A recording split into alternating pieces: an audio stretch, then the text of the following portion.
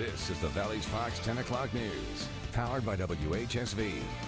Well, the winter storm we've been telling you for a week continues tonight. Yeah, we're tracking the snow, sleet, freezing rain, and more right now on this severe weather alert day. Hi, everybody. I'm Channing Frampton. And I'm Morgan Donnelly. We hope you're home safe and sound tonight. We sure do. This winter storm is no joke right now. We first told you about this winter storm warning over a text alert over the weekend. And tonight, the severe weather alert day declared by the First Alert Storm Team, it continues.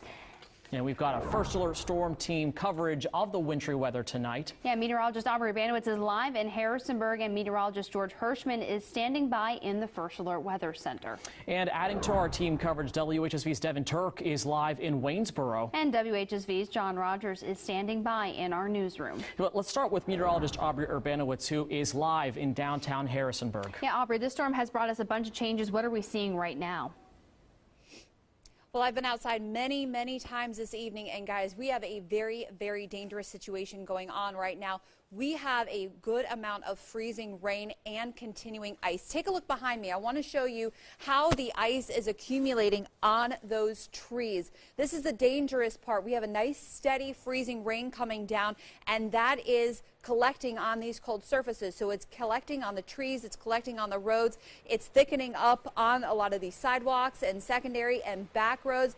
And boy, we have a fair amount of icing going on. I was out here about an hour ago, and I did measure the ice. We have a little over 1/10 of an inch of ice.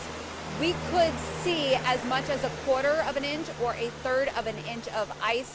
And that is the dangerous part. Right now, I'm going to send it back inside to my teammate, meteorologist George Hirschman. George, how's the rest of the area looking? Where exactly is some of those heavy bands of the freezing rain right now? Well, I'll be mostly to the east and west of us. We're getting somewhat of a break, but we're still picking up some rain and freezing rain. And we do have a winter storm warning in effect. It's 3 to 6 inches of snow. That's kind of gone by the by, but it's the ice. It's 1/4 to 1/3 inch of ice that really presents the problem tonight. And to follow up on that, it's going to all turn to rain in the morning, 1/2 to an inch. And so we have a flood watch, a possibility as we get started tomorrow. This is what it looks like right now, radar satellite. Most of the activity seems to be east of the Blue Ridge and a little rain to the west, but that's all going to change over after midnight. A lot more rain coming our way. When you get up in the morning, it should be interesting. Warmer for sure. 39.7, 41 around 9 o'clock. And the footing, a little slippery, but it's all going to be coming back to rain. Now, when we get systems like this, the air above your head, the upper level air, it can make a big difference. So we're going to send it back out to Aubrey to explain to us why that is. Aubrey.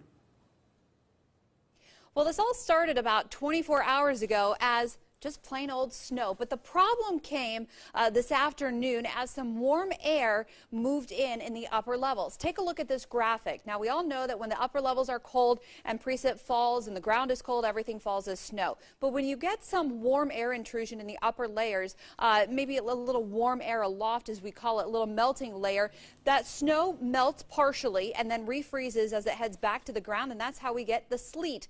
Then, as that warm air layer becomes much thicker, well, the snow melts into rain, and it doesn't have enough cold air to refreeze above the ground. So everything falls as rain, and then once it hits the ground, it freezes, and that's how we get the freezing rain, which is exactly what we are seeing now, one of the most dangerous kinds of precipitation. Now let's take a look at the conditions in Waynesboro, where we have WHSV Devin Turk. So Devin, we all know that the elevation differences across the area really varies. Waynesboro is a little bit of a lower elevation, so temperatures are a little colder. What are you seeing in the Waynesboro area? Well, it's really icy here. I actually have to be really careful so I don't slip. Earlier today, I stood in the same spot at 6 o'clock, and I said that this area is all going to be ice later tonight because it was all slush. And, you know, lo and behold, a couple hours later, check it out. All ice. No more snow left over.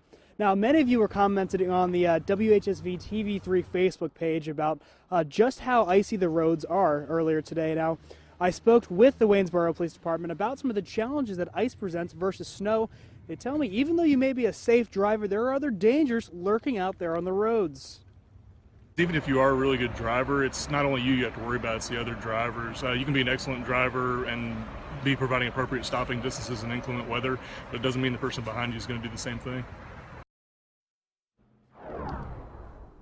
Now, storms like this, they can have a big effect on the electricity here in our area and power outages.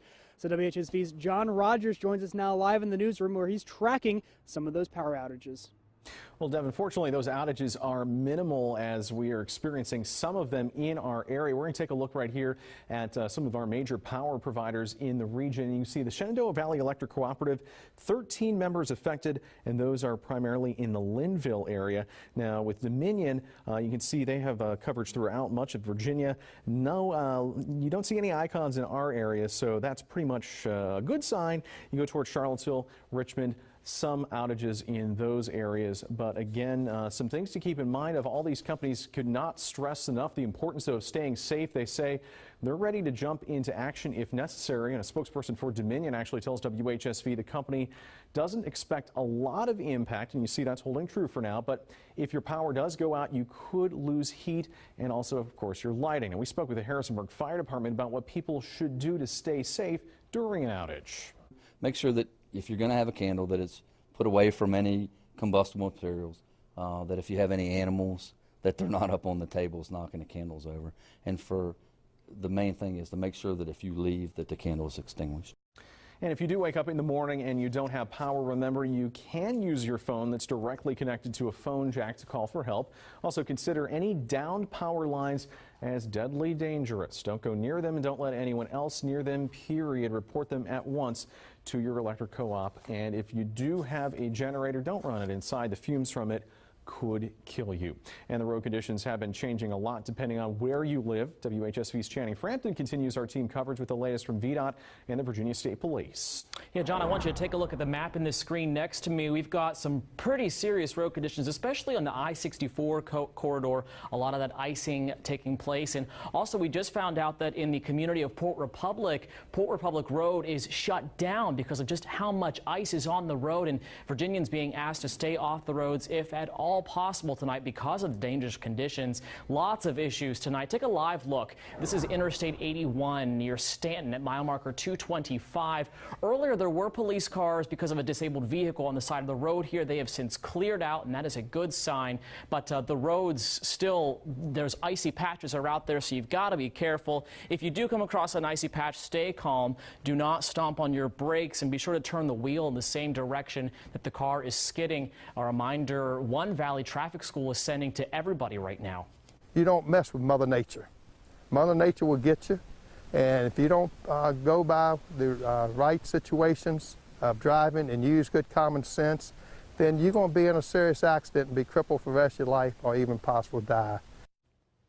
And while snow and ice are an issue right now, flooding could be an issue tomorrow. You heard George mention that earlier. It's an issue we've already seen this winter with melting snow and rain. The same thing could be expected tomorrow afternoon and evening, so you should pay attention to forecasts here on WHSV TV3 and be alert for possible flood warnings, especially for people living in flood-prone areas. Make sure you're ready to take action. Morgan? Well, first at 10, all the issues we're seeing with the snow, ice, and threat of flooding are leading to closures and delays tomorrow, which could mean a longer school year in some districts as snow days run out.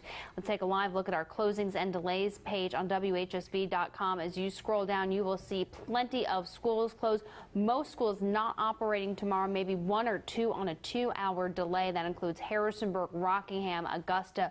Those kids will not be going to school tomorrow. But again, we do have all those closings and delays on the bottom of your TV screen. It's also available on WHSV.com. And we're getting dozens of WHSV snow pictures from all over the area thanks to you tonight. We've actually got a contest going on right now through our web channel, WHSV.com. These are some of the most recent photos you've sent in. It's easy to do, too. We're accepting submissions until tomorrow at 12:30 p.m. From then until the end of the day Wednesday, 11:59 p.m., people can vote for their favorites, and 10 winners will get their photos shown on the air and win a shirt, and one winner will get a chance to come into the studio and actually watch a live newscast in the studio. Well, we have much more than just weather to talk about tonight. Coming up, tracking crime where we live, what this man is accused of doing wrong on Valentine's Day. Plus, getting enough Republicans to actually move a nomination is going to be very, very difficult. We're talking with a Supreme Court expert about the cases that could be affected by Justice Scalia's death over the weekend and continuing our storm team coverage. And we've seen snow, sleet, freezing rain. Now it's time to move on to rain and lots of it, what you can expect coming up after the break.